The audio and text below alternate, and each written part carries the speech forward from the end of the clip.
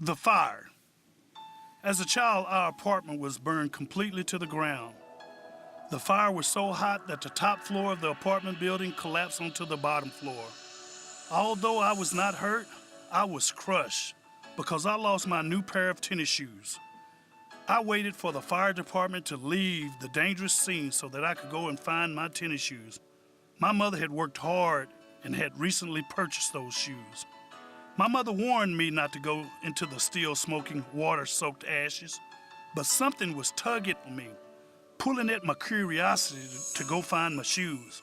So I did it without anyone's knowledge. Under the warning tape, I went.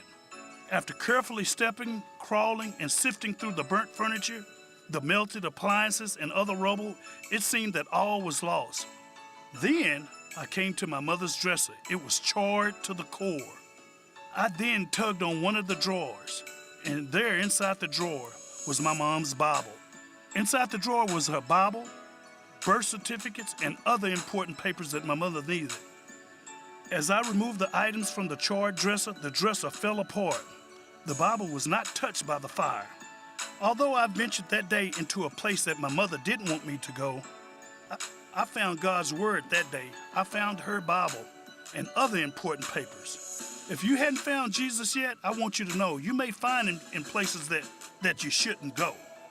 That signal was enough for me to believe that day. He saved me from a butt whooping that day. I also want him to save you today. He can find you in the most deserted places in your world. Call on him to save you. All may seem lost in your world, but Jesus will save you. Don't give up and don't give in. Allow him to enlighten your world. Don't fear that you're not good enough or perfect. Don't fear that he will not accept you.